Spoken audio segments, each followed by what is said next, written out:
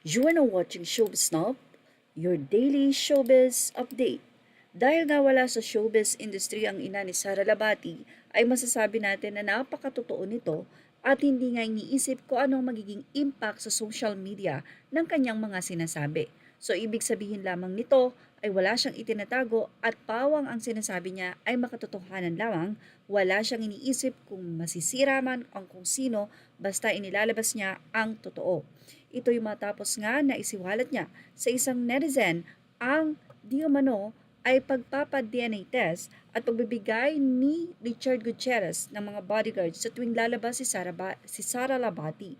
Ayon sa ina ni Sara, napakasiloso daw nitong si Richard. Kaya naman tila hindi talaga kung ano pa man ang naging hiwalayan or whatever or pera, kundi ang pagiging siloso nitong si Richard.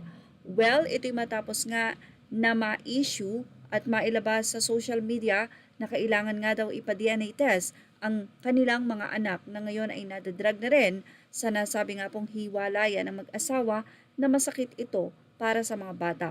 But anyway, naging usap-usapan naman ito sa mga netizen at iba't iba ang kanilang naging opinyon o reaksyon. Ang ilan ay agree naman sa DNA test. Ang ilan naman ay insulto raw ito para kay Sara. Well, narito po ang naging say ng ina ni Sara Labati sa nasabing netizen na ito. Mula sa ina ni Sara Labati, sinagot nga niya ang naging say ng isang netizen. Say ng netizen, bilang babae, matatanggap ko siguro yung mga mali ng asawa ko. Pero yung ipa-DNA test yung anak ko kasi baka hindi daw anak ng asawa ko, it's too much to bear. Narito ang isiniwalat ng ina ni Sara. Grabe, bakit kaya galit siya kay Sara?